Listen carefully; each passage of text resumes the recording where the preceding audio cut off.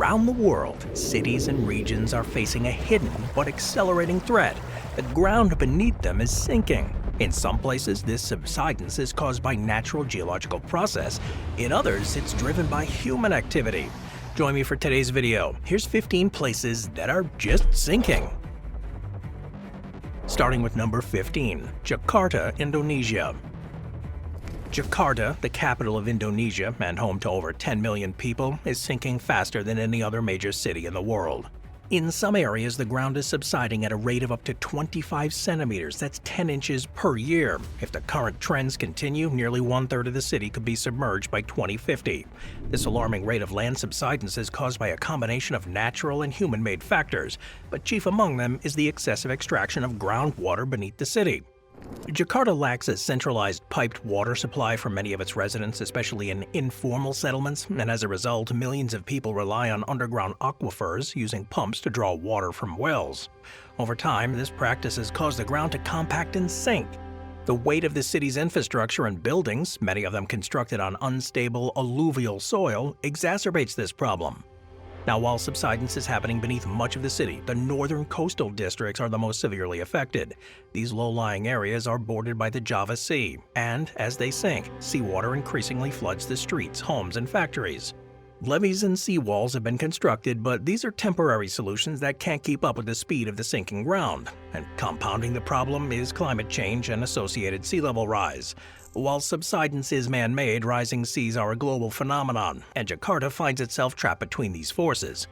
Heavy rainfall during the wet season overwhelms the city's drainage systems, leading to frequent flooding. In 2007 and again in 2020, massive floods displaced thousands and caused millions of dollars in damage. The Indonesian government has recognized the severity of this problem and announced a controversial solution: moving the national capital. In 2019, President Joko Widodo unveiled plans to relocate the government to a newly built city on the island of Borneo. Now, while this would alleviate pressure on Jakarta's infrastructure, it does little to solve the ongoing crisis affecting people who remain there. Efforts to combat this subsidence include projects to expand access to piped water, recharge aquifers, and limit groundwater extraction. A giant seawall mega project, officially known as the National Capital Integrated Coastal Development Plan, proposes to protect the coast by creating a 32-kilometer-long artificial barrier. Yet the projects face delays and criticism from environmentalists concerned about its ecological impact. Despite these measures, the outlook remains grim. Urban planners, engineers, and residents face a race against time. With growing population and climate pressures intensifying, Jakarta is an example of how poorly managed urban growth can turn into a slow-moving disaster. Unless sweeping changes are implemented and enforced, Jakarta could become one of the first modern megacities to lose significant ground, not in theory, but literally. Number 14. Venice, Italy. Few cities are synonymous with water as Venice, Italy, built on a lagoon and famous for its canals, gondolas, and Renaissance architecture. Venice is a city in peril. For over a century, Venice has been gradually sinking, a problem now compounded by rising sea levels and increasingly frequent flooding events. Venice was founded in the 5th century on a series of small islands in the Venetian lagoon, and early Venetians drove wooden piles into the mud to support buildings, creating a stable, albeit delicate foundation. For centuries, the system worked, but as the city modernized and industrialized, problems began. In the 20th century, groundwater pumping for industrial use in nearby villages led to significant subsidence. Although this practice was eventually banned in the 1970s, the damage had begun. The natural settling of sediments beneath the city has continued, but now it's joined by global sea level rise. Together, these forces result in a relative sinking of Venice by about 1 to 2 millimeters per year. That may not sound like much, but over decades, it's got a serious impact. In 2019, Venice experienced one of its worst floods in modern history. High tides, known locally as acqua alta, reached levels not seen since 1966, inundating over 80% of the city.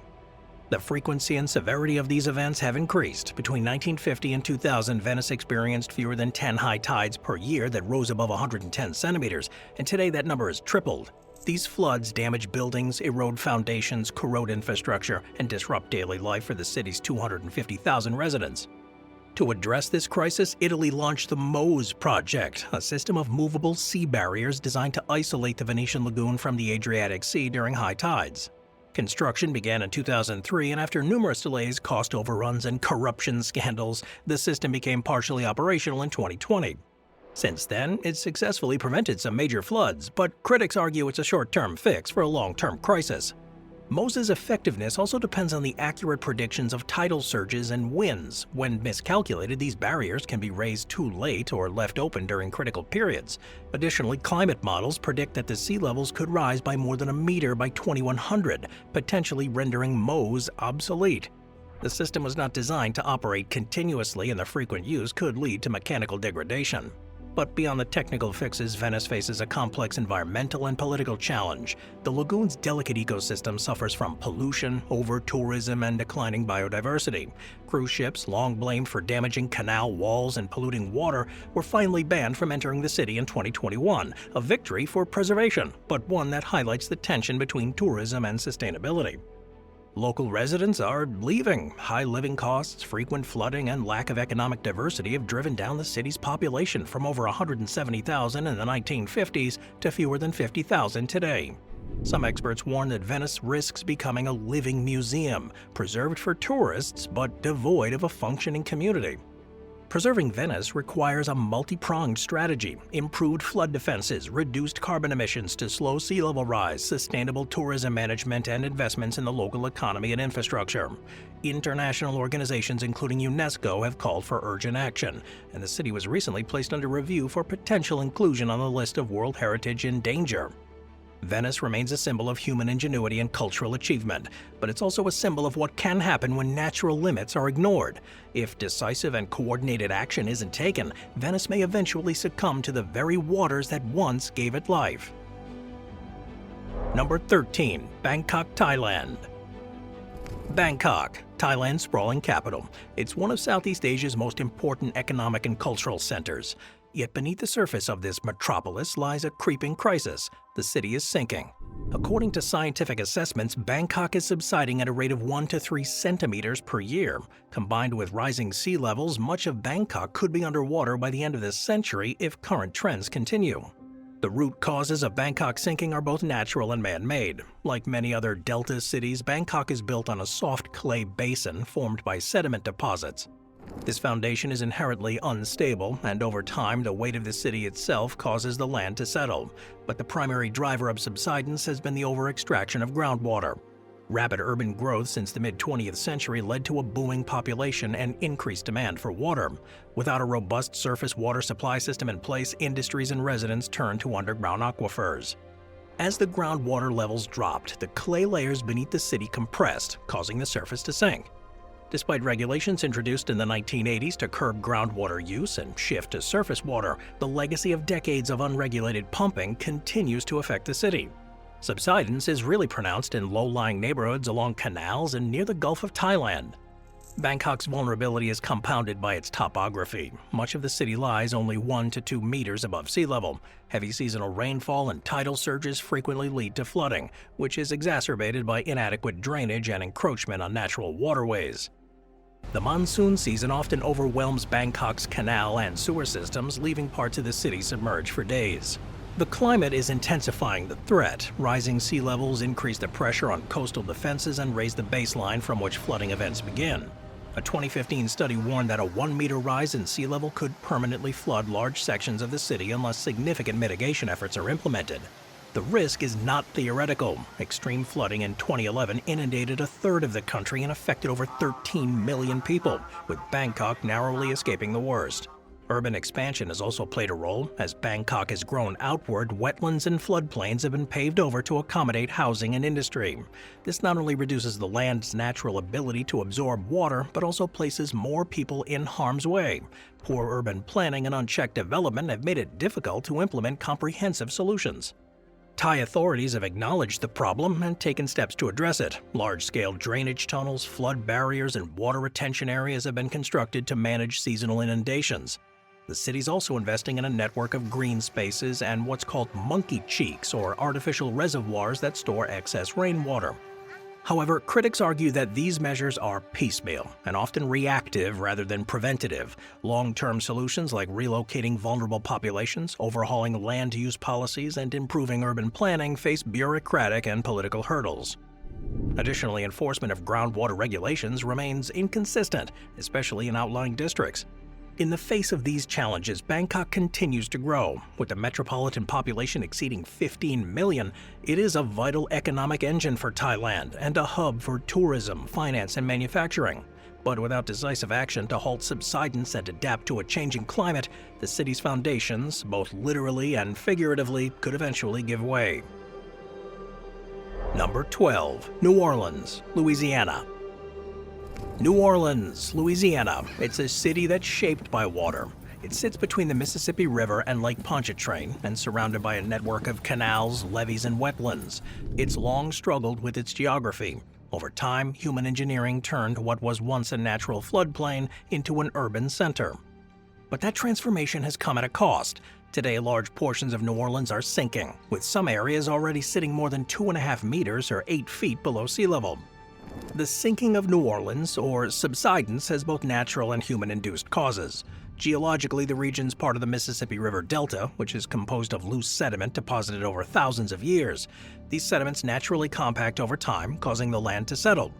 In a healthy delta, new sediment from river floods would replenish and elevate the land, but levees and flood control measures have cut off this natural replenishment.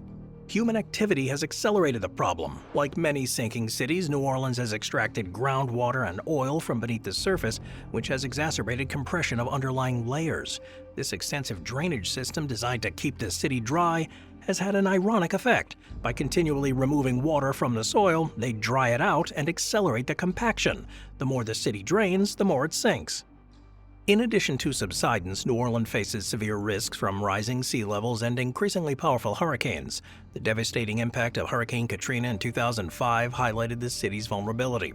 When the levees failed, floodwaters engulfed 80% of New Orleans, causing over 1,800 deaths and displacing hundreds of thousands of residents. The storm's aftermath revealed systemic failures in engineering, emergency response, and urban planning. Since Katrina, significant investments have been made to improve the city's flood defenses. The U.S. Army Corps of Engineers constructed a $14.5 billion system of levees, floodgates, and storm surge barriers known as the Hurricane and Storm Damage Risk Reduction System. Now, while this infrastructure greatly enhances protection, it's not a permanent solution, especially in a region continuing to subside and where sea levels are expected to rise by several feet this century. Another challenge is the ongoing loss of coastal wetlands. Louisiana has lost thousands of square kilometers of wetlands over the past century, more than any other U.S. state. These wetlands serve as natural buffers, absorbing storm surge and reducing wave energy. Their disappearance, largely due to canal dredging, oil and gas extraction, and sediment starvation, leaves cities like New Orleans more exposed. The future of New Orleans depends on a mix of engineering, environmental restoration, and social resilience. Projects to rebuild wetlands, such as sediment diversions from the Mississippi, aim to restore the delta's natural process. Urban planners and scientists advocate for more sustainable development, elevated construction, and a reconsideration of how and where people live within the city. However, challenges persist. Maintaining massive levee systems is costly, and federal funding is not guaranteed in the long term.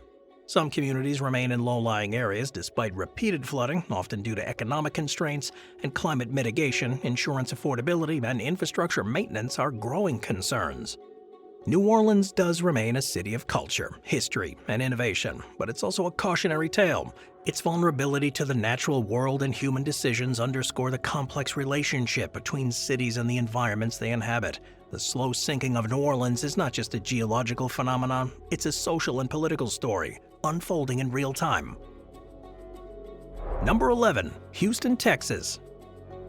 Houston, the fourth largest city in the United States and a major hub for energy, industry, and commerce, is facing a quiet but serious crisis. The ground beneath it is sinking.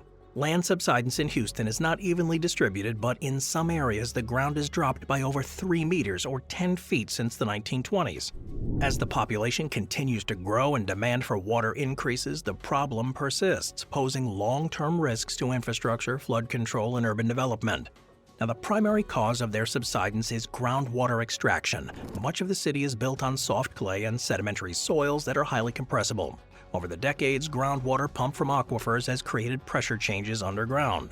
As water is removed, the supporting pressure that holds the soil particles apart diminishes, causing the land above it to compact and sink. This process is irreversible, and once the layers are compressed, they don't rebound, even if water levels are restored.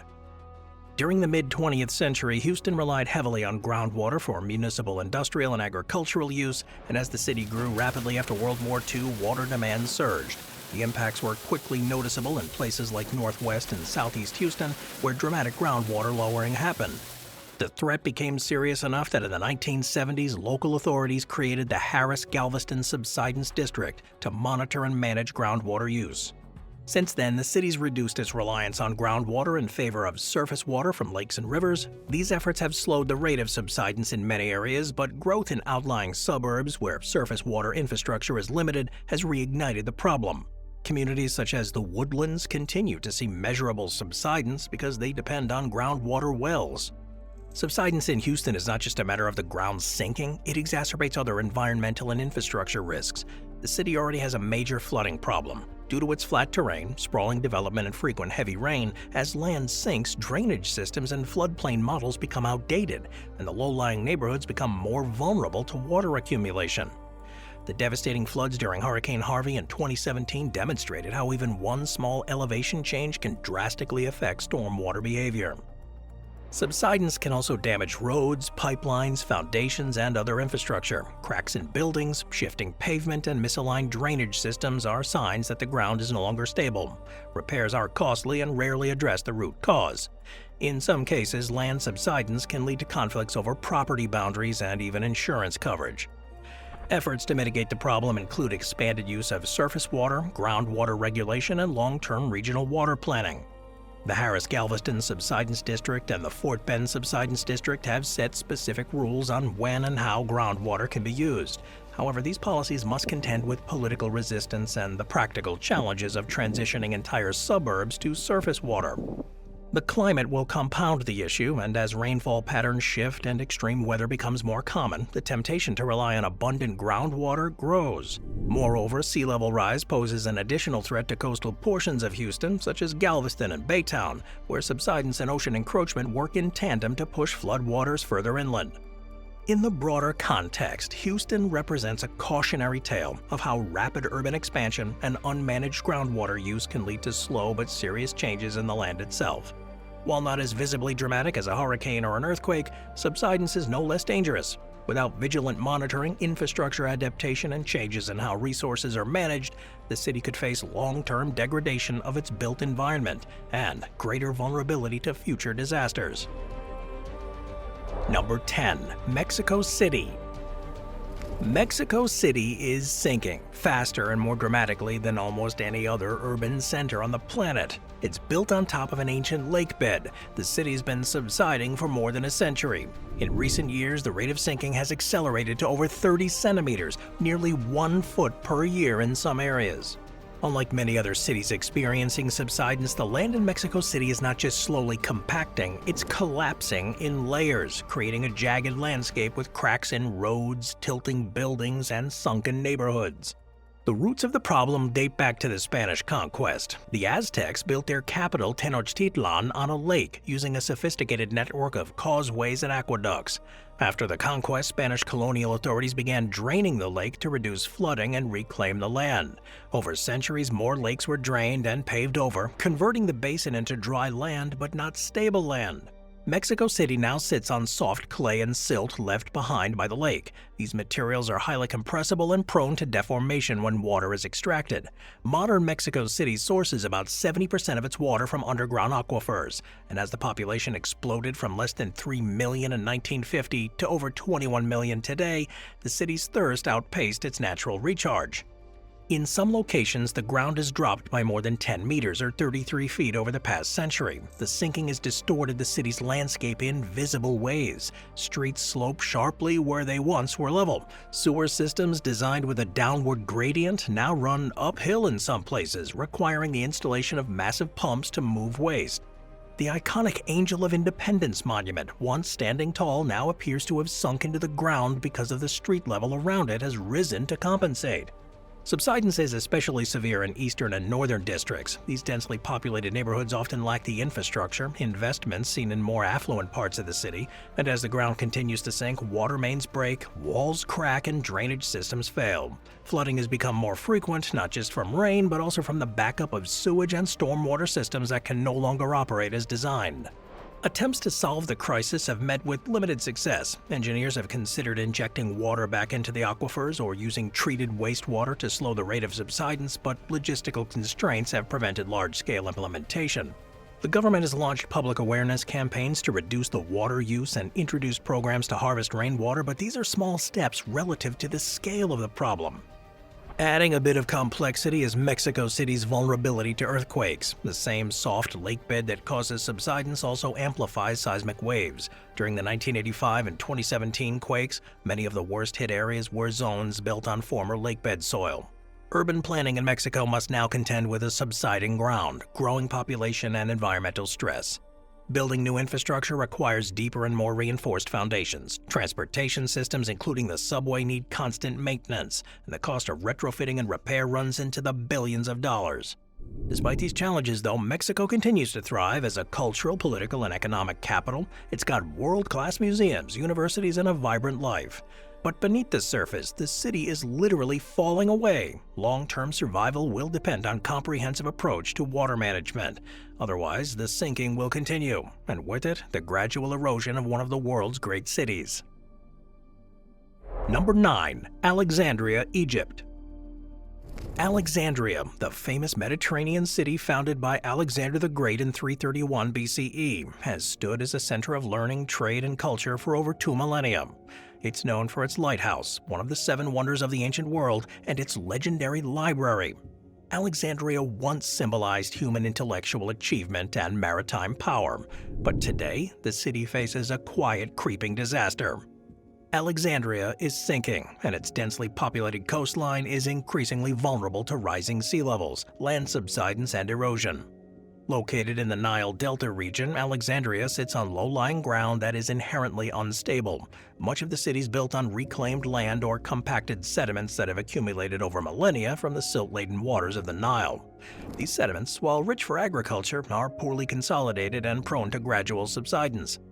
As the land slowly compresses under the weight of the growing city, the sea levels along Egypt's Mediterranean coast continue to rise. The Intergovernmental Panel on Climate Change, the IPCC, projects that sea levels could rise by up to 1 meter by the end of the 21st century, if current emissions continue unabated. For Alexandria, even half a meter rise would be devastating. According to a 2018 study published by Nature Communications, a sea level rise of just half a meter could displace more than 1.5 million people in the governorate alone and submerge large portions of the city.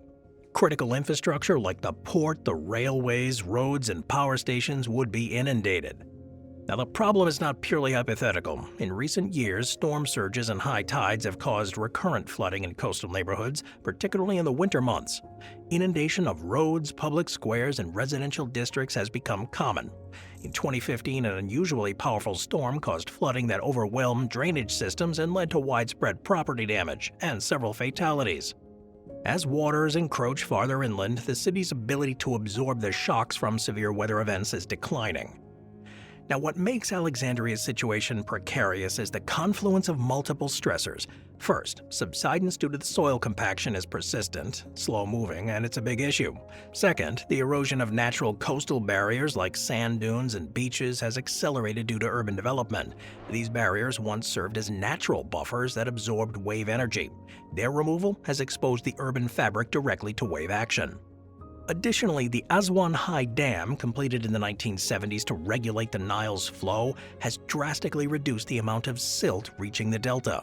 This sediment once replenished and elevated the land, helping to counteract subsidence. Without it, Alexandria and other delta cities are left more exposed. The decline in sediment deposition has also weakened the delta's ecosystem, resulting in its ability to act as a natural defense against sea intrusion. The situation has drawn the attention of both Egyptian policymakers and internal organizations. The government has launched several coastal protection projects, including the construction of breakwaters, seawalls, and artificial groins.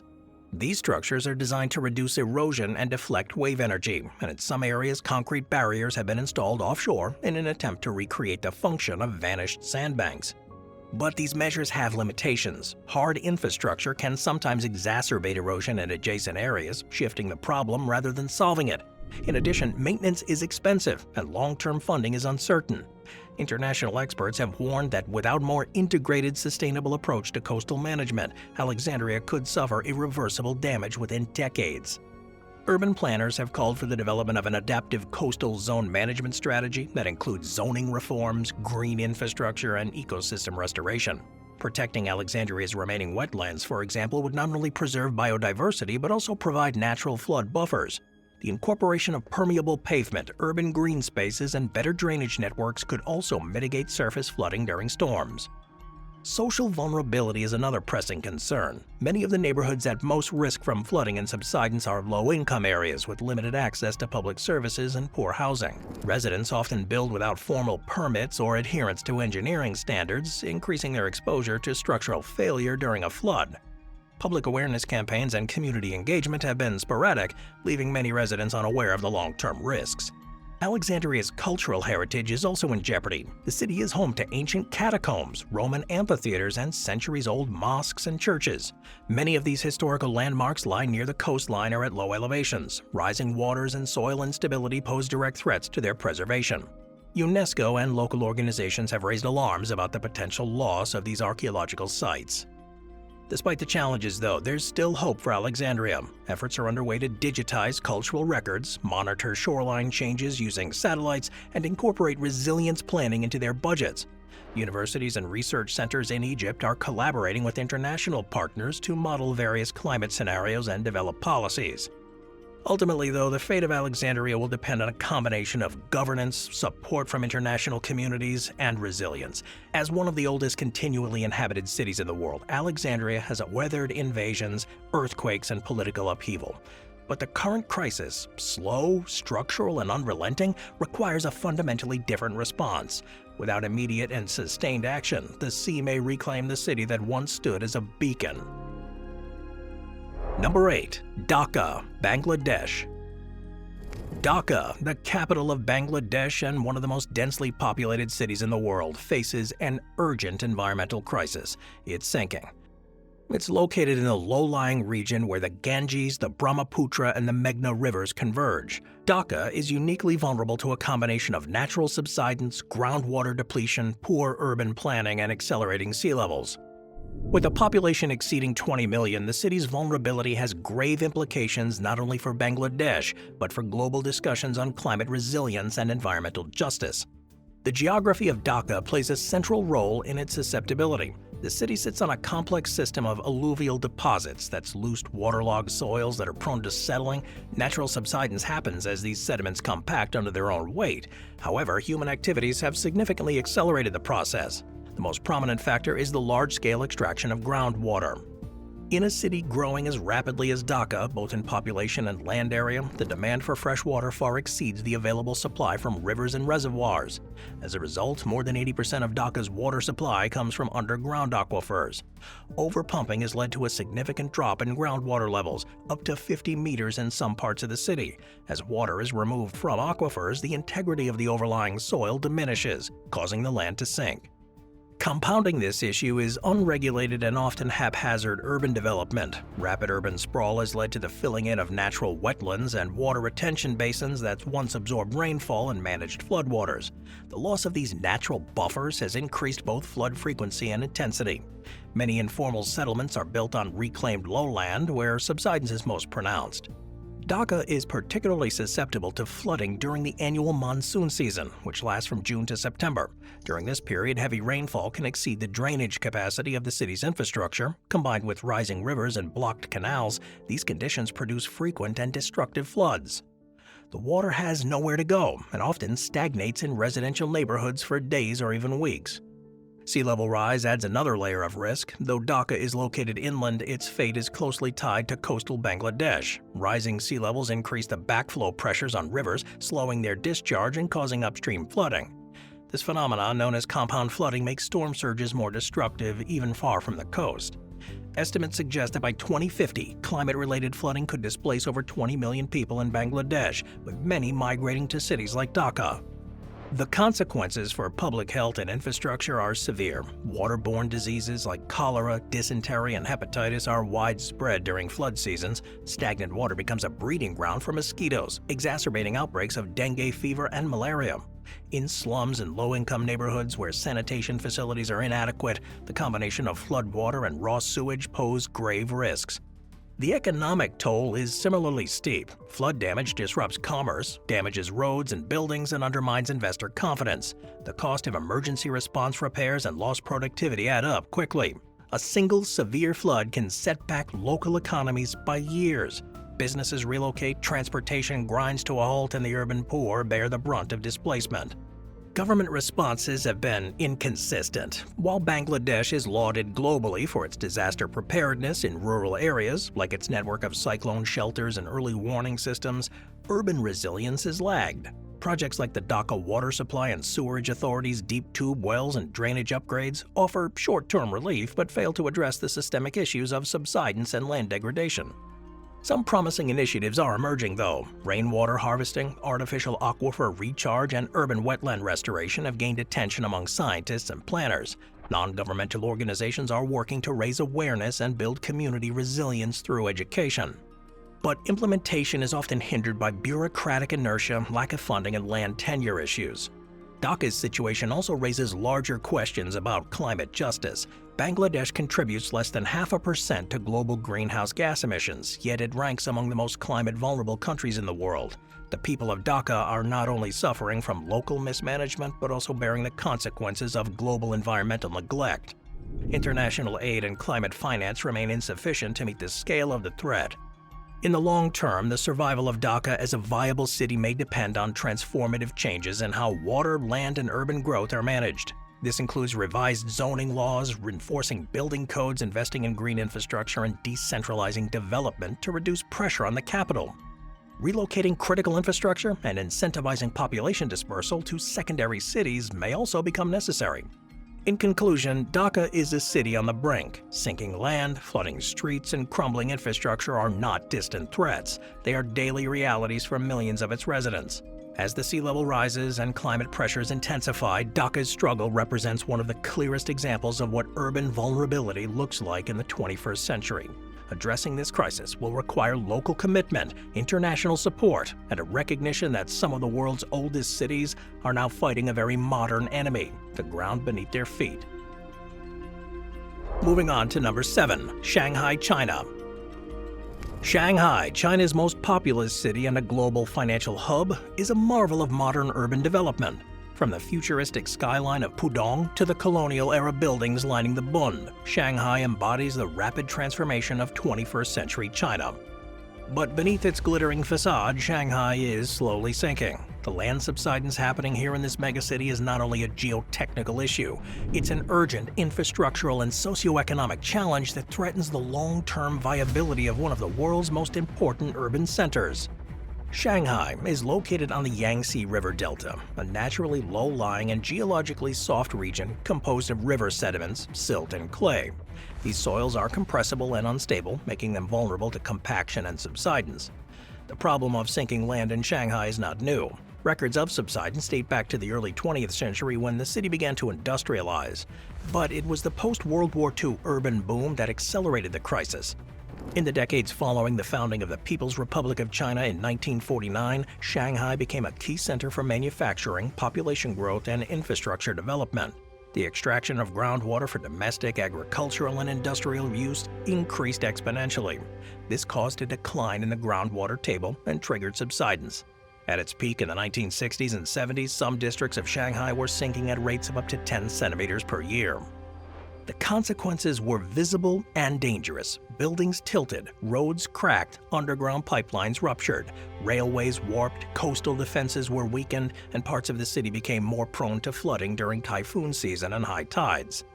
Subsidence also compromised the integrity of historical landmarks and made it more expensive to maintain infrastructure. In response, the Shanghai government implemented a series of measures starting in the 1980s to curb the problem. Groundwater pumping was regulated and in many places banned altogether. Industries were required to switch to surface water sources from the Hangpu River or Yangtze, and an extensive groundwater recharge system was created, whereby water is injected back into the aquifer to stabilize the underground pressure. These measures slowed the subsidence rate significantly. By the 1990s and early 2000s, Shanghai was subsiding at a much lower rate, around a few millimeters per year in most areas. But the city's aggressive urban expansion presented a new set of challenges. The construction of skyscrapers, subway tunnels, and high-speed rail networks and underground parking garages all added immense loads to the soft ground. Even with better groundwater management, the weight of this new development began causing localized sinking. The development of Pudong in particular raised concerns, built largely on land that was formerly marshland and agricultural fields. Pudong is home to some of China's tallest buildings, including the 632-meter-tall Shanghai Tower. Engineers have employed advanced foundation techniques such as deep pilings and floating platforms to distribute loads and prevent uneven settling. Yet subsidence continues in some places, prompting constant monitoring and recalibration of design practices. Shanghai is also acutely vulnerable to climate change. Sea level rise in the East China Sea poses a serious threat to the city's coastal zones. A study by the Chinese Academy of Sciences warned that sea levels near Shanghai could rise by up to 30 centimeters by 2050, exacerbating flood risks. When combined with the ongoing subsidence, the relative sea level rise does become even more dangerous. To address these dual threats, Shanghai has invested heavily in coastal defenses. The city's seawalls and levees have been reinforced and raised. Drainage and pumping systems have been upgraded, and land use policies now incorporate elevation as a factor in zoning decisions. Certain flood-prone areas are designated as green spaces or retention basins to absorb excess water. Technological innovation plays a key role in Shanghai's strategy. The city employs a network of over 100 GPS monitoring stations and subsurface sensors that track land movement in real time. This data is used to forecast risks, inform construction protocols, and adjust engineering designs. The Shanghai Urban Planning Bureau also uses digital modeling to simulate flooding scenarios under different climate and subsidence projections. Despite these efforts, though, challenges remain. Inequities in how subsidence affects differing neighborhoods are growing. Affluent districts benefit from better drainage, newer buildings, and stronger foundations. Poorer areas, particularly older parts of the city and informal settlements, are more vulnerable to flooding and infrastructure failure. This disparity raises questions about environmental justice and the distribution of public resources. Moreover, coordination across jurisdictions is a persistent issue. The Yangtze River Delta region includes dozens of cities and industrial zones. Subsidence and water management require regional solutions, but political and bureaucratic fragmentation often slows progress. Cooperation between local governments, water agencies, and environmental regulators is essential but not always easy to achieve. Shanghai's experience is instructive for other global megacities facing similar risks. It demonstrates that subsidence isn't just a matter of geology, it's a symptom of unsustainable development, water mismanagement, and inadequate planning. It also shows that solutions are possible, but they require long-term investment, political will, and integrated urban design. The city has made strides in incorporating sustainability into its planning. New developments are subject to stricter assessments. Urban greening programs, rainwater harvesting systems, and permeable pavements are increasingly common. There's a growing awareness among planners and residents alike that adapting to a sinking city is not a one-time fix, but an ongoing process. Shanghai's fate hangs in delicate balance. It's got the technical expertise, financial resources, and administrative capacity to mitigate the impacts of subsidence and sea level rise, but the pressures of growth, economic competition, and climate volatility mean that vigilance must be continuous. The city's long history, from its past to its role as a 21st century supercity, has taught it how to evolve. Now it must apply those lessons to survive a future where the ground beneath is literally falling away. Number 6. Lagos, Nigeria. Lagos, Nigeria's commercial capital and Africa's fastest-growing megacity, is sinking. It sits on the southwestern coast of Nigeria along the Atlantic Ocean. Lagos is a city of contradictions: immense wealth and grinding poverty, glitzy skyscrapers and sprawling slums, vibrant culture and fragile infrastructure. The city is rapidly expanding, both outwardly into previously undeveloped land and upward with new towers and residential complexes. But this expansion is occurring atop land that's both geologically unstable and environmentally fragile. Built on a mixture of islands, coastal wetlands, and reclaimed land, Lagos is inherently vulnerable to subsidence. Most of the city lies less than 2 meters above sea level, and some districts are virtually at sea level. As in many other delta cities, the soil beneath Lagos is composed of soft clay and silt, which compact easily under pressure. Urban development adds weight to this already delicate system, and inadequate water management only worsens the problem. Groundwater extraction is a significant problem to Lagos' subsidence. Much of the population lacks access to piped municipal water, relying instead on boreholes and wells to draw from underground aquifers. With over 20 million residents, many living in densely packed informal settlements, the cumulative effect of groundwater pumping is profound. As these sources are depleted, the land above begins to sink. In recent years, areas like Lekki, Victoria Island, and Naja have seen accelerated development, including luxury housing, commercial centers, and infrastructure projects.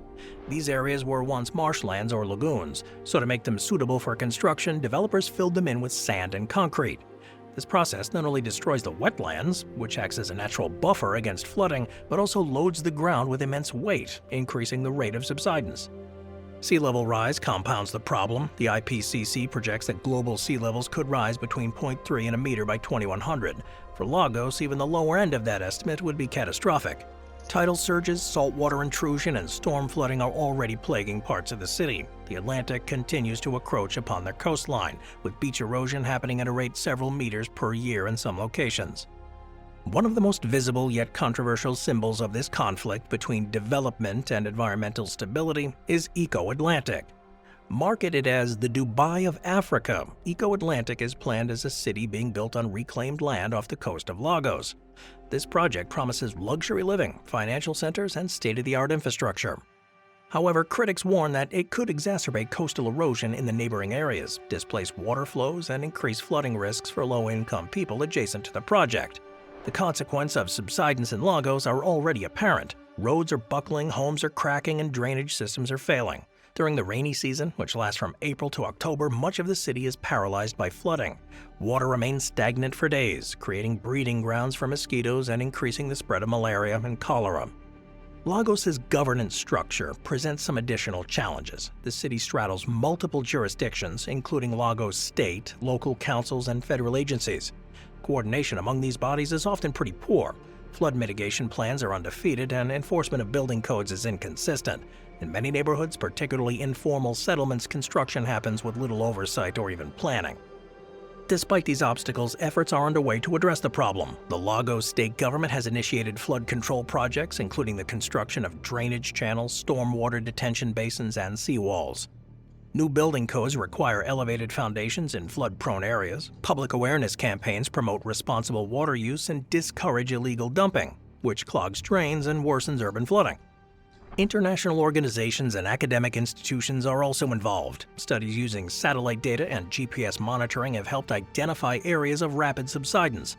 Urban resilience programs funded by the World Bank and other donors aim to improve infrastructure and reduce risks. Some communities are experimenting with nature-based solutions like mangrove reforestation and the restoration of wetlands to absorb floodwater. But the scale of this challenge is immense. Lagos adds nearly 1,000 new residents per day, providing housing, water, electricity, and transportation for this growing population, while adapting to environmental pressures is a monumental task. The city must not only retrofit for existing infrastructure, but also design new systems that are resilient to a shifting landscape. Social equity is a key issue here. The communities most affected by subsidence and flooding are often the poorest. Many live in flood-prone areas because they can't afford safer locations. Their homes are more likely to be constructed with substandard materials, and they have fewer resources to recover after disasters. Policymakers have to ensure that resilience planning includes these vulnerable populations. The future of Lagos hinges on its ability to reconcile growth with sustainability. This will require a radical rethink of land use, water management, and urban design. It also requires political will. As one of Africa's most important cities, what happens in Lagos will have ripple effects across the continent. Lagos is a city of extraordinary potential, but that potential rests on increasingly unstable ground. If decisive action isn't taken, the very land on which the city is built may not support its future. If it succeeds, however, Lagos could become a model for climate adaptation in the global south, demonstrating how even the most challenging environments can be made resilient in the face of environmental change. Number 5. Manila, the Philippines. Manila, the densely packed capital region of the Philippines, is among the world's most at-risk megacities for subsidence. With over 13 million people in the Metro Manila area and combined urban sprawl of more than 24 million in the larger region, the scale of human vulnerability here is enormous. Situated on the western coast of Luzon Island along the shores of Manila Bay, the city faces not only rising seas and extreme weather, but also one of the fastest rates of land subsidence globally. Studies have shown that certain districts here are sinking by more than 10 centimeters a year, significantly faster than the global average. As the city sinks, the risk of chronic flooding, economic paralysis, infrastructure failure, and mass displacement grows more severe by the year. The causes are complex but predominantly anthropogenic. Chief among them is the over-extraction of groundwater. As the population has expanded rapidly, more than doubling since the 1980s, so is the demand for water. Many districts, especially informal settlements and urban areas, lack reliable access to municipal water. Residents and industries alike turn to groundwater extraction through deep wells, causing subterranean aquifers to deplete. This reduction in underground pressure allows the clay-rich soil above to compress, resulting in a gradual sinking of the land. This problem has been ongoing for decades. As the early 1960s, geologists were raising alarms about the declining water tables under Manila. Yet urban expansion continued largely unchecked, with real estate development outpacing infrastructure planning. The cities of Caloocan, Malabon, Navotas, and Valenzuela, collectively known as Kamanava, are among the hardest hit. These low-lying districts, some barely above sea level, already experience regular flooding even during moderate rains, and typhoons can bring waist-deep water into homes and streets. The geology here is also a critical factor. Much of the city is built on a former delta, composed of soft alluvial soils and reclaimed land. These areas are inherently prone to settlement and structural instability. When buildings, roads, and other heavy infrastructure are constructed on this ground, they exacerbate the compression of the earth below. Some neighborhoods experience uneven subsidence, where one side of a structure sinks faster than the other, leading to cracked walls, tilted buildings, and failed drainage systems. Climate change, too, is a growing multiplier. The Philippines is one of the most climate-vulnerable nations on Earth, frequently hit by powerful typhoons and storm surges. As the sea levels rise, Manila Bay acts as a conduit, pushing higher tides and salt water further into the city. In many areas, this leads to a form of double flooding, where rain from above combines with seawater from below, overwhelming the drainage networks. Saltwater intrusion also contaminates fresh water sources, making the water supply problem even worse. According to a 2020 study by the Asian Development Bank, a 1-meter rise in sea level would submerge about 40% of Metro Manila.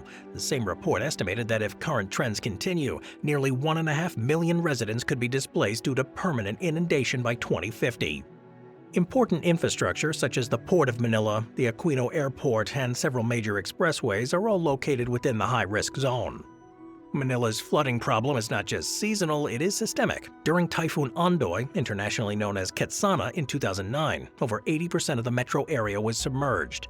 Thousands of homes were damaged or destroyed and transportation came to a standstill. Since then, similar events have happened with increasing frequency and severity.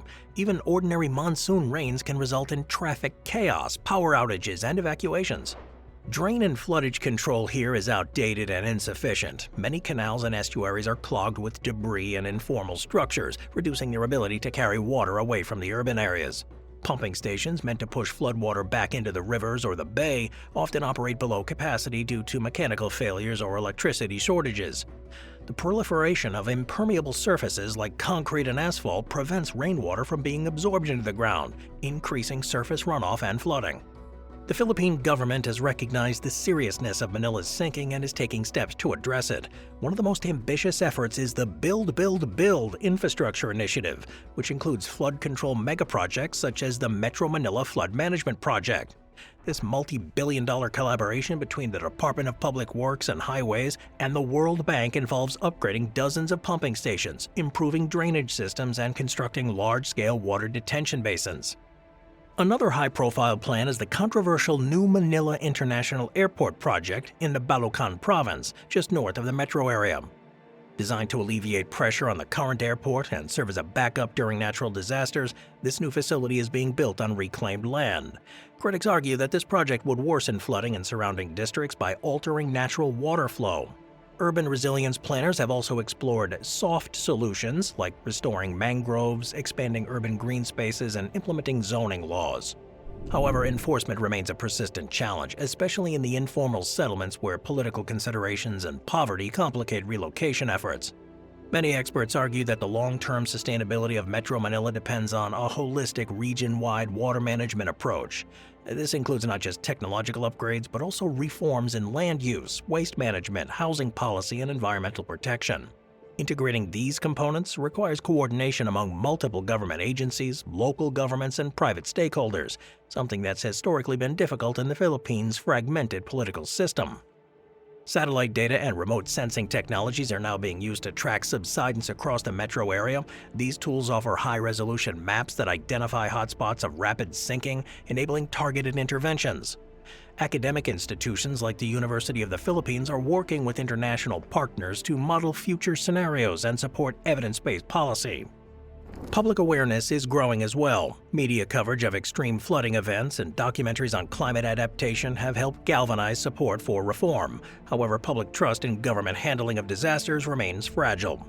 Past failures to address root causes, as well as delays in corruption and infrastructure projects, have eroded confidence.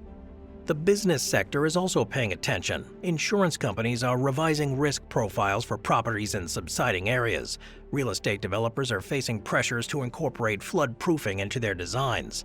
At the same time, luxury condominiums and commercial centers continue to rise in some of the most flood-prone parts of the city, highlighting the tension between economic development and environmental safety.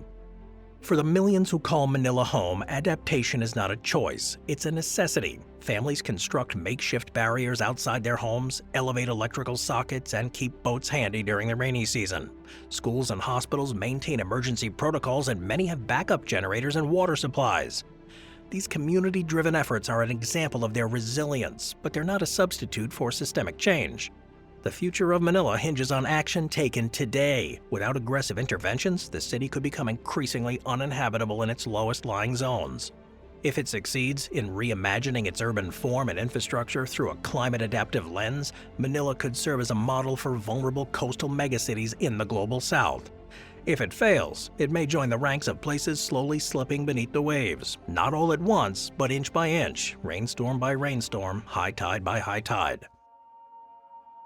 Number 4. Abidjan, Côte d'Ivoire. Abidjan, the largest city and economic engine of Côte d'Ivoire, is quietly facing a significant environmental crisis. Located on the southern coast of West Africa, Abidjan is not only the nation's most populous city with more than 5 million residents in its area, but also one of Africa's fastest-growing urban centers. As its population and urban footprint expand rapidly, Abidjan is sinking. The city's vulnerability to subsidence and rising sea levels stems from a convergence of human-induced and natural factors. At its core, the problem is rooted in the nature of the terrain. Abidjan is built on a coastal lagoon system with low-lying soils composed primarily of clay, sand, and peat. These sediments are highly compressible and especially vulnerable to subsidence under water pressure or water extraction. As construction has intensified across the city in the past 2 decades, heavy buildings and infrastructure has added weight to the already unstable ground, leading to vertical land downward motion. But perhaps more damaging than the physical weight of the infrastructure is the aggressive extraction of groundwater. In many neighborhoods, residents lack reliable access to municipal water services and rely instead on private wells.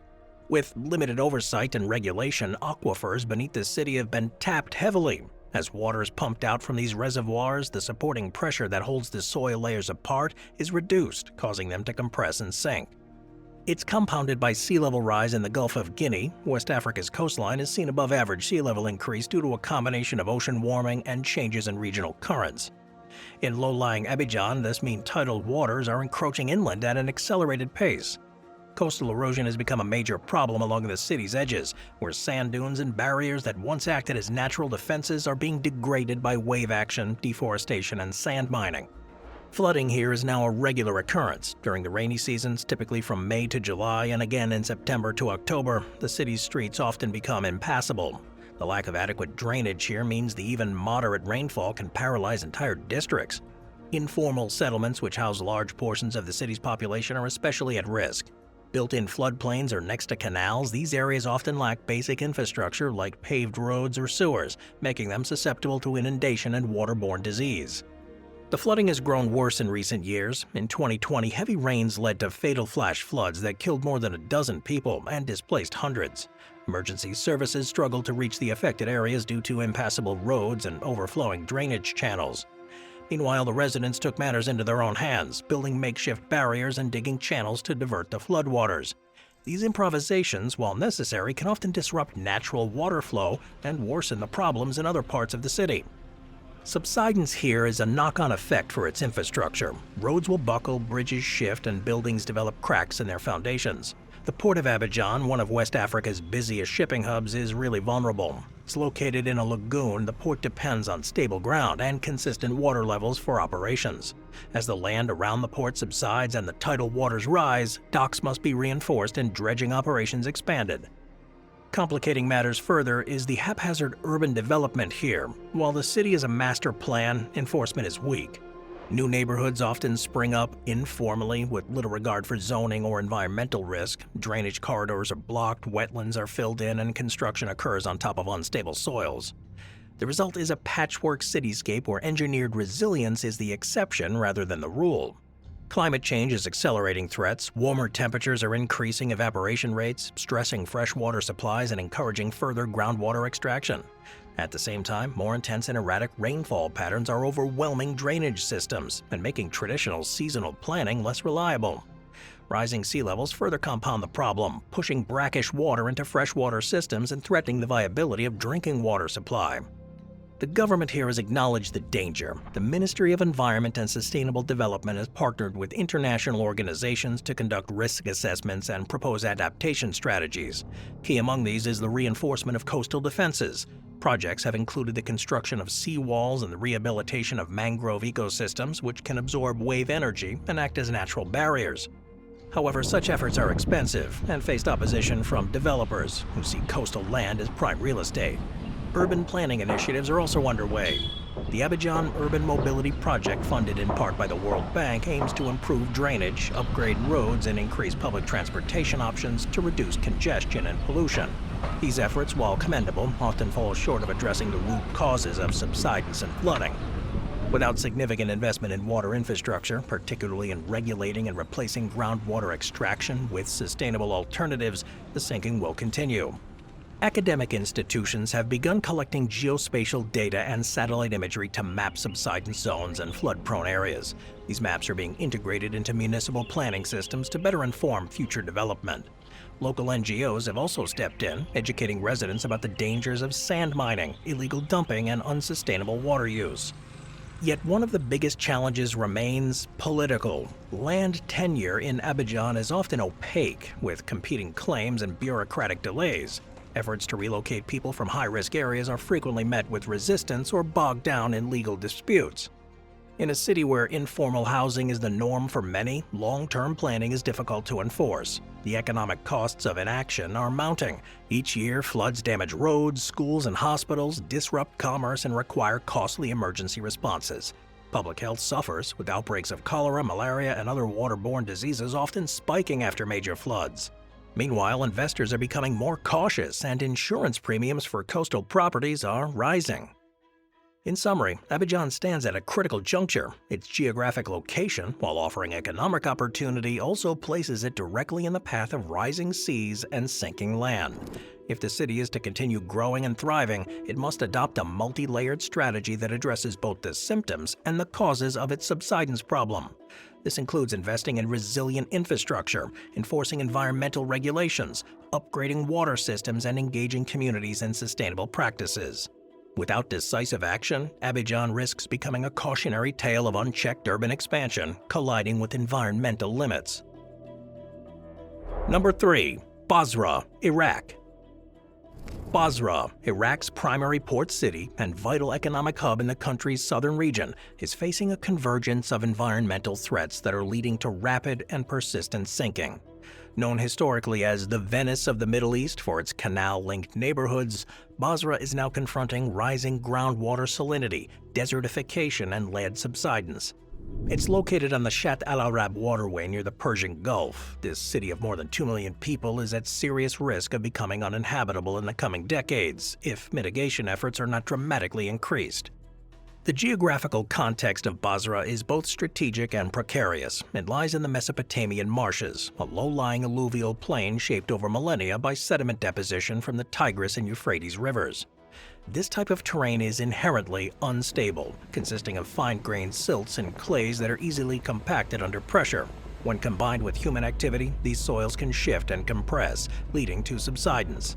Now, what sets Basra apart is the range of anthropogenic pressures exacerbating its natural vulnerabilities. One of the most significant drivers of Basra's sinking is uncontrolled groundwater extraction. Due to chronic underinvestment in municipal water systems, large portions of Basra's population rely on groundwater for domestic, agricultural, and industrial use. Pumping has accelerated as water quality in the Shatt al-Arab has deteriorated, with a decline in freshwater flow from upstream owing to the damming in Turkey, Syria, and Iran. Salt water from the Persian Gulf intrudes further inland, making surface water increasingly brackish and undrinkable. Residents and industries compensate by digging deeper wells into the underlying aquifer. This unsustainable extraction reduces the hydrostatic pressure that supports overlying soil layers, causing those layers to compress. Compounding this is the weight of infrastructure. As Basra urbanizes, new housing, roads, and commercial zones exert downward pressure on the soft soil. Combined with depleting aquifers, this leads to measurable land subsidence, especially in older neighborhoods where civil engineering standards are inconsistent. The environmental degradation in Basra is worsened by the collapse of the surrounding marshlands. Once among the largest wetland ecosystem in the Middle East, the Mesopotamian marshes have been drained for decades for agriculture, oil infrastructure, and political reasons. The loss of this natural buffer accelerates land degradation and increases the area's susceptibility to sinking. Wetlands naturally store water and regulate hydrology. Their removal has dried the soil, making it more prone to erosion, subsidence, and dust storms. Desertification is another escalating problem. Rising temperatures and reduced rainfall, both outcomes of climate change, are turning southern Iraq into an arid expanse. Basra now experiences more than 50 days a year with temperatures above 50 degrees Celsius, that's 122 degrees Fahrenheit. Extreme heat accelerates evaporation, leading to drier soils and higher demand for irrigation, further stressing the water tables. These conditions are causing the ground to crack and weaken, especially in the absence of vegetation. Industrial activity in Basra, particularly oil extraction and refining, adds a separate layer of complexity.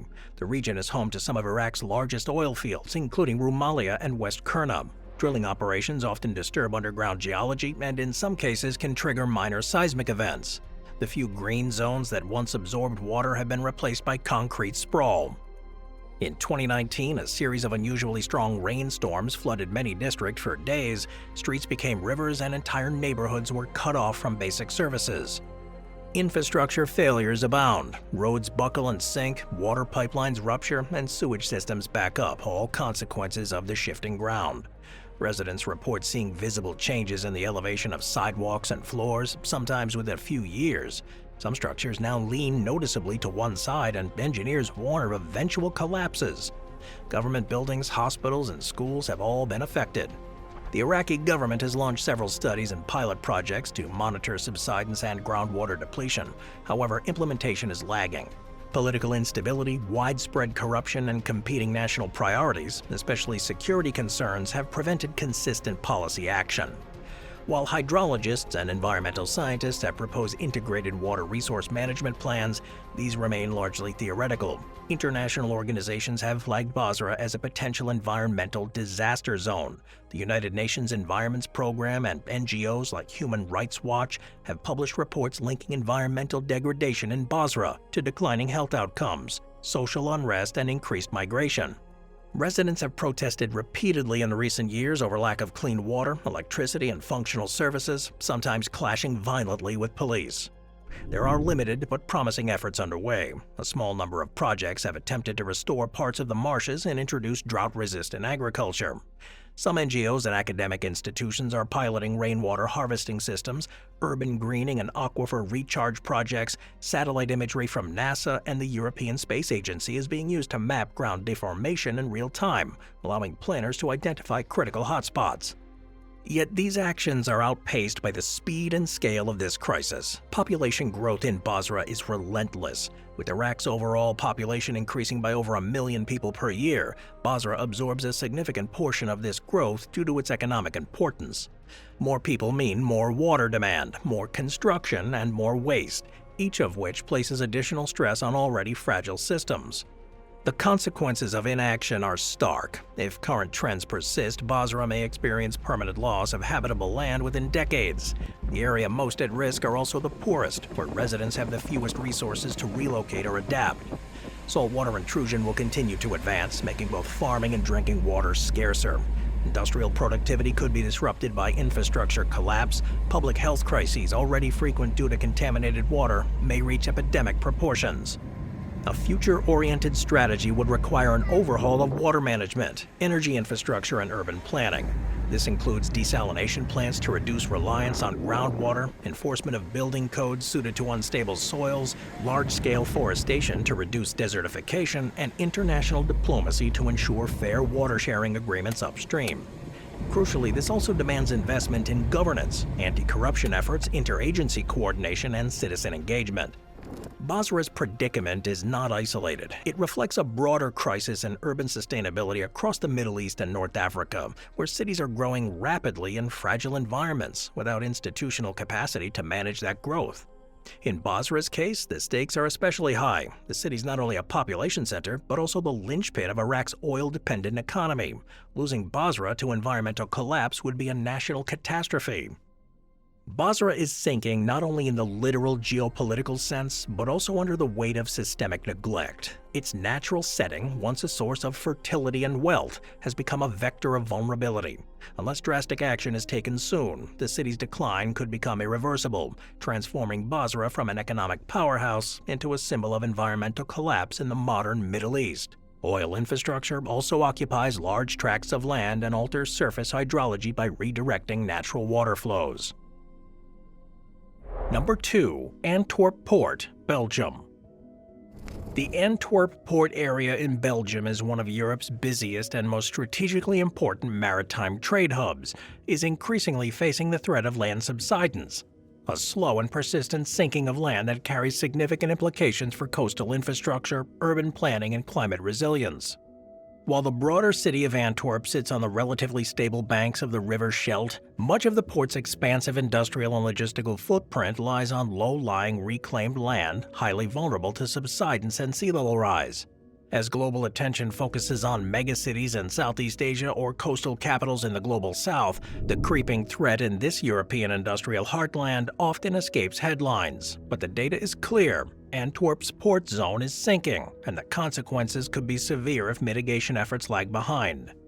The Port of Antwerp covers more than 120 square kilometers and handles hundreds of millions of tons of cargo annually. It's the second largest port in Europe after Rotterdam and a central node in the global supply chain, linking maritime shipping with inland waterway, rail, and road networks across the continent. The port's economic importance cannot be overstated. It supports more than 140,000 jobs directly and indirectly contributes tens of billions of euros to Belgium's GDP and hosts vast clusters of petrochemical, logistics, and industrial firms. However, much of this infrastructure sits atop land reclaimed from marshes, estuaries, and wetlands, substrates known for their poor load-bearing qualities and high susceptibility to compression over time. Subsidence in the Antwerp port area is driven by a combination of natural and anthropogenic factors. One of the key natural factors is the underlying soil compaction. The region consists of unconsolidated sediments, including peat, clay, and silt, which compact naturally under pressure. This process is accelerated by the heavy weight of port infrastructure, including massive warehouses, oil storage tanks, container terminals, and industrial plants. Over time, the weight of these structures compresses the loose underlying soil, causing the ground to sink. Human activity has significantly worsened the problem. The port's aggressive expansion over the past 50 years has involved draining wetlands, rerouting water flows, and building on soft soil without adequate long-term monitoring of soil movement. Groundwater extraction, although less intensive than some Asian cities, does occur for industrial processes and can contribute to lowering the water table, leading to further soil compaction. Moreover, as climate change leads to more intense rainfall events, the already strained drainage systems in the port struggle to cope, causing localized flooding that weakens soil structures further. The problem of land subsidence is compounded by the simultaneous threat of sea level rise, the North Sea rising at an accelerated rate in Belgium's low-lying coastal regions. They're already experiencing more frequent storm surges and tidal flooding. In the port zone, even a few centimeters of additional sea level rise can turn subsided areas into chronic floodplains. This creates a double jeopardy scenario. As the land sinks, the relative sea level rises even faster, outpacing the capacity of levees, locks, and pumping stations to keep water at bay. Infrastructure is already feeling the strain. Engineers have reported subtle but measurable shifts in foundation levels across certain sections of the port, requiring more frequent maintenance and retrofitting of roads, pipelines, and loading docks. The risk is particularly acute in zones that store hazardous materials like oils, chemicals, and liquefied gases. Any structural failure could lead to severe environmental disaster. Industrial insurance firms have begun reevaluating their risk profiles for this region, especially in light of studies showing that parts of the port may sink by 10 to 15 centimeters over the next few decades if current trends continue. Efforts to monitor and respond to the subsidence problem are ongoing but uneven. The Flemish government and the Port of Antwerp-Bruges Authority have initiated several geotechnical studies and have installed GPS and satellite-based INSAR, that's interferometric synthetic aperture radar systems, to track ground motion with high precision. These tools provide real-time data that help engineers assess the effectiveness of stabilization efforts, such as deep soil mixing and the installation of these stone columns to reinforce the foundation layers. However, these are expensive and complex interventions, and many areas of the port still lack comprehensive subsurface monitoring. Adaptation strategies have also included the redesign of drainage systems and the construction of adaptive infrastructure like floating docks and flood-resilient warehouse platforms. Additionally, planners are increasingly integrating climate buffers, such as artificial wetlands and vegetated embankments, to absorb excess water and reduce hydraulic pressure during storms. Despite these efforts, experts warn that without a coordinated long-term strategy, piecemeal adaptations like this will not be enough to offset the accelerated pace of land loss. Climate change policy is another complicating factor. As Belgium commits to reducing carbon emissions and greening its economy, some argue that port expansion should be curtailed or even partially rolled back to preserve natural buffers. However, this clashes with economic interests and the port's role as a national economic engine. Industrial lobbies resist limitations on expansion, and public policy remains torn between growth and sustainability. In academic circles, Antwerp is increasingly studied as a case of submerged risk, urbanizing infrastructure-heavy regions where economic activity masks ecological vulnerability. Researchers from Ghent University and international partners are modeling different sea level and subsidence scenarios to forecast impacts by 2050 and 2100. Some models suggest that without substantial mitigation, large portions of the port zone may become permanently waterlogged within the next 50 to 75 years.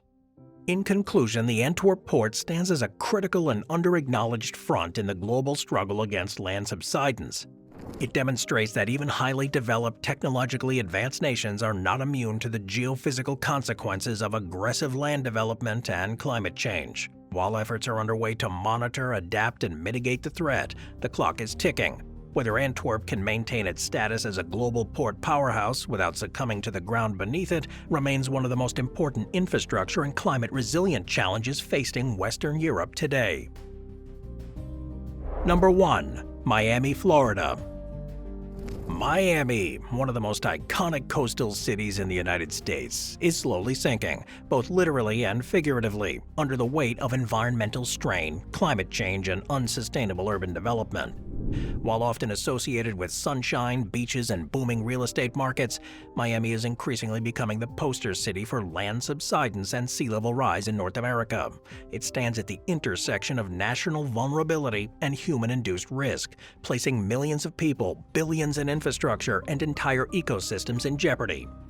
The first factor contributing to Miami's descent is the region's unique geology. Much of South Florida, including Miami, sits atop a porous limestone bedrock known as the Biscayne Aquifer.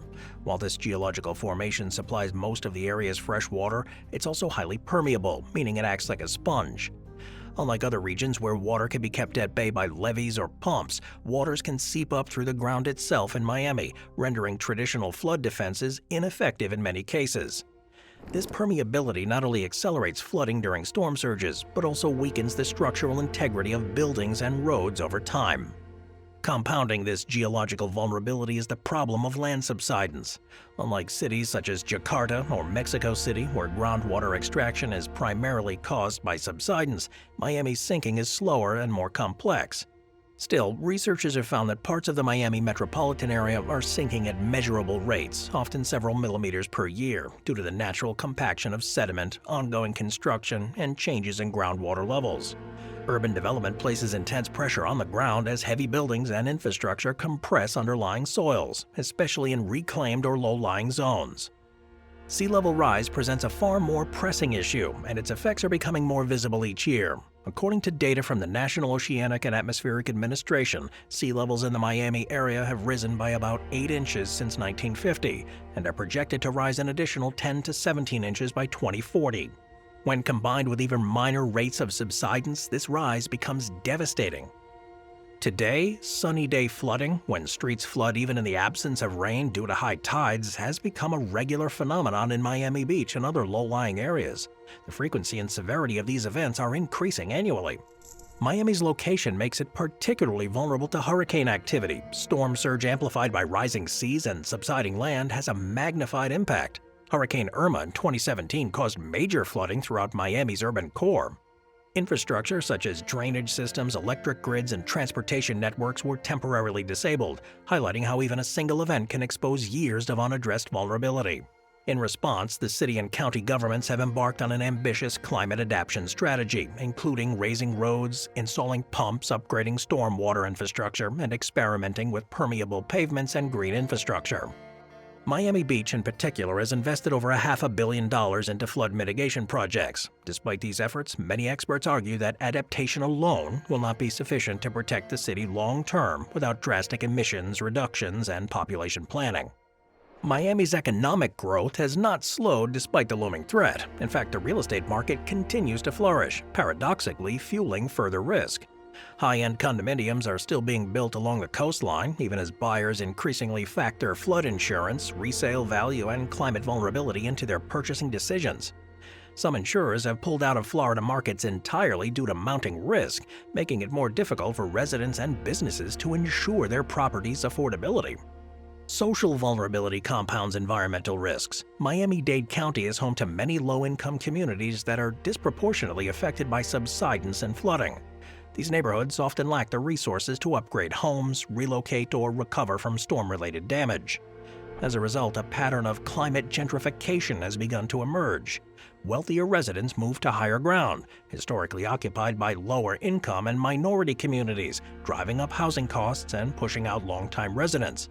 Neighborhoods like Little Haiti are already feeling the pressure of these demographic shifts.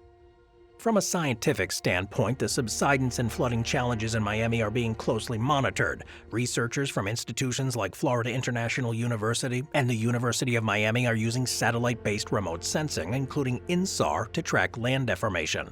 These observations allow city planners to pinpoint where the land is sinking fastest and direct resources accordingly.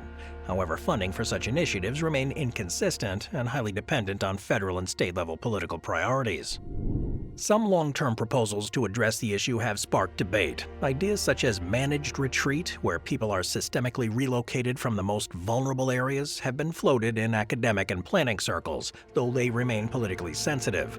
Other suggestions include a massive Dutch-style sea barrier or even a floating neighborhood. Yet each of these ideas carries enormous logistical, financial, and ethical challenges. Legal and insurance frameworks are also evolving. In 2022, the state of Florida passed legislation aimed at enhancing flood disclosure requirements during real estate transactions. Buyers must now be informed about a property's flood risk, a move that could have significant implications for property values in at-risk areas. Additionally, municipalities are exploring new zoning codes that incorporate climate risk, although implementation is still in its early stages. Tourism, another major economic driver for Miami, is also at risk. Beach erosion, tidal flooding, and unpredictable weather could impact the hospitality industry, which employs tens of thousands and generates billions in revenue. Events like Art Basel and the Miami International Boat Show may face logistical disruptions in the future as flooding complicates transportation and venue planning. In conclusion, Miami represents a high-profile, high-stakes case of a city literally and figuratively on the edge. Its combination of geological vulnerability, rising seas, slow subsidence, and unrelenting development makes it one of the most complex sinking cities in the world. While adaptation measures are underway and scientific monitoring is improving, Miami's long-term future remains uncertain. It's a test case, not just for Florida or the United States, but for coastal cities globally grappling with this intersection of climate change, urbanization, and environmental fragility. The question is no longer whether Miami is sinking, it's how fast and what can be done before the water rises too high. Thanks for watching, everybody.